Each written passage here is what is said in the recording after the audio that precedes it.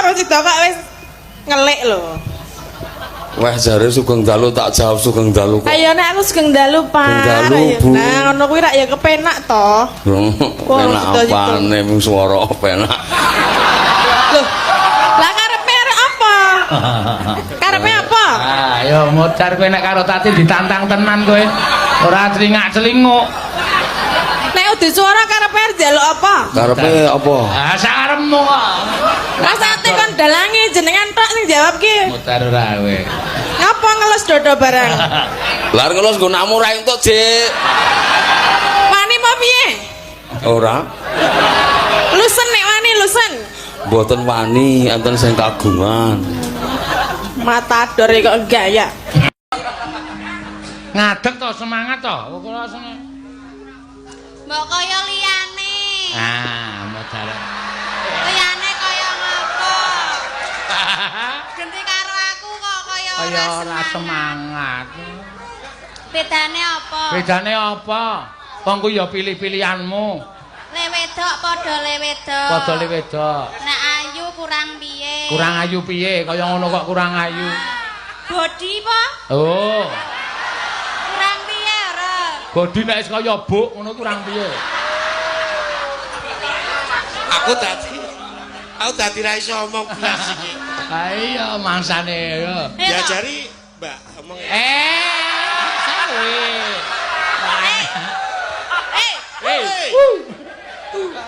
Kok njaluk tutur sindan ki piye? Ora kok mung biasa wae. Tutuk-tutuk, Pak. Nek le ayu aku percaya. Ini ya kuwi nek le galak kuwi lho. Wong ayu kuwi iso kok nyepetke patine wong lanang. Lah kok iso? Lah ya mergo galak kuwi. Aku ora galak ya. Ah, apa? Galak iki galak ngandani. Ngandani apa bojomu saya kuru.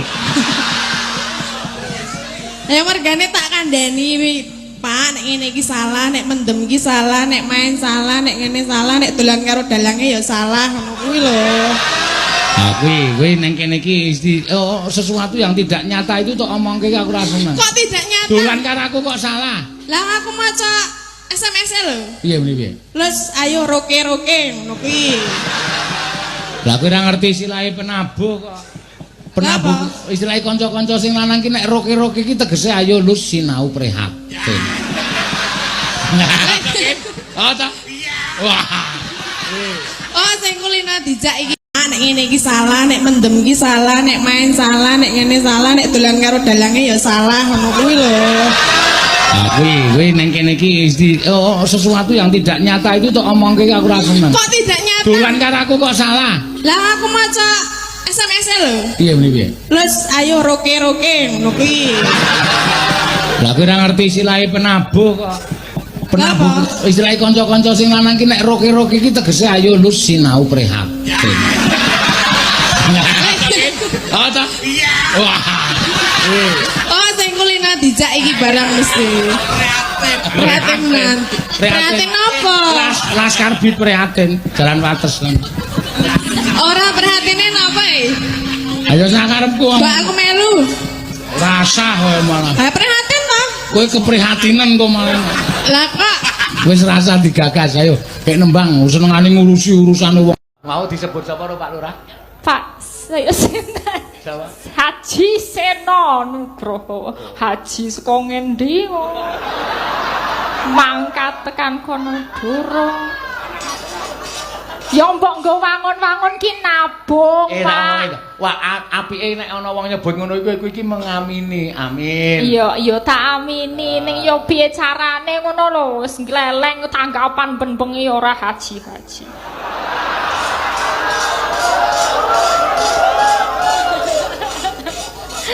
Aku ki soalnya ngene lho, Sang. Ngono piye? Ada beberapa pendapat ya. Haji kuwi iki ora gampang. Ya, nek wis iso resik njaba jerone ya wis menep, atine wis ora kegiwang babagan kadonyan. Lah kuwi niat munggah haji. Ya. Aja tumen duwe dhuwit iso munggah haji terus munggah haji mongko Al-Fatihah rung ngapal. apa piye? Lho, kok aja ngemek.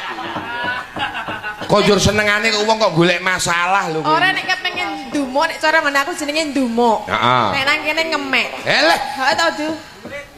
Dul, ha? Engko nek ditulis dralange iso marake kadas kurap, Bang. Hah? Apane? Nek ditulis jenengan lho. Oh, padha wae. Aku ngantek ngemek kowe, wah tak kumbah. Nggo lendut. Tenan, ping 7 tayamum. Ora Padake tanggung-tanggung. najis apa iki? Padake najis apa? Loh, mughalah kok. Kan kita bukan mau krim ya toh. Kita Aku padake kirik ngono. Lho, ora aku ki sing madake kirik ya sapa? Lah nek menurut agama Anek kowe kok padake kirik, aku gelem dadi kirik lanang. lah kok iso? Kowe ngomongke nek aku padake kirik ngono to. Anjur kok kirik lanang kaya ngapa? Ya kaya kuwi. Kan yo mak. Ngece ana wong loro ora ditambake malah arep didak-idak lho. Lho, ajene wong masuk angin ki tambane 1 kerokan, loro nek pancen tambane pijet ya pijet, nek 3 ya ana sing didak-idak wong aku nek masuk angin ning omahmu didak-idak anak kowe mari kok. Lah kowe tak idak-idak kok ora gelem. Lah jenengan arep ngedak ndasku Lah nek gelem ra apa-apa wong sing mumet sirahe kok. Lah ya nek nggon sira nek ya ora diidak. Lah dikapake. Dipijit dong. Hah? Pijit. Dipijet. Dipijit ya. Iya. Ya wis ben ngarang ya lagiane ngono kuwi kok. Dipijit ya. Iya. Ayo ora kok ya, engko ndak malah salah kedaden aku nek mijet sirahmu. Lah ngapa? Angko kowe nek njur bales mijet sirahku. Lah jenengan mumet mboten. Monggo aku ra mumen nek pijet sirahe rak malah lara to dadine. Ha iya. Tresnatullah. Nadyane Tak meneruske ta. Mbok. Ya ben ketara rampung-rampung lho, diganggu terus lho. Aku ya gumun nek mau ora rampung-rampung. Ning sak gubuk asmara kok suwi lho. Lah omong wae kok. Ah iya. Barang apa-apa nek disambi omong suwe. Yo. Nadianmu engku. Dalange jenis tenane. Mbok ben. Nek kok ngene iki sing ngerti piyai sepuh tak andani. Nek Ngerti napa? nah yo apa omongan kaya ngene iki sing iso nangkap ning piyai sepuh, wong sing wis umur.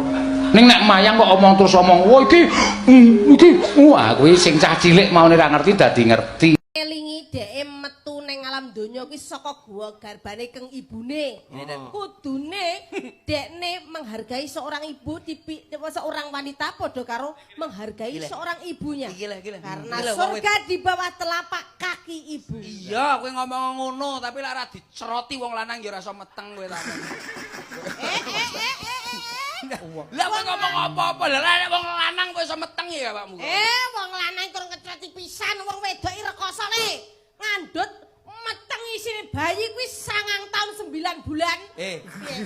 Jane bayi apa gajah iso 9 tahun lho. 9 wulan 10 wulan 10 dina. 10 sasi. 10 sasi. 10 dina. Lah kowe lak ngerti, wong wedoke metengi sambat ae, tapi bolak-balik meteng ae yan. Lah salahe wong lanang bolak-balik meteng ya yan. Ayo. Bae kok lho sing kleru.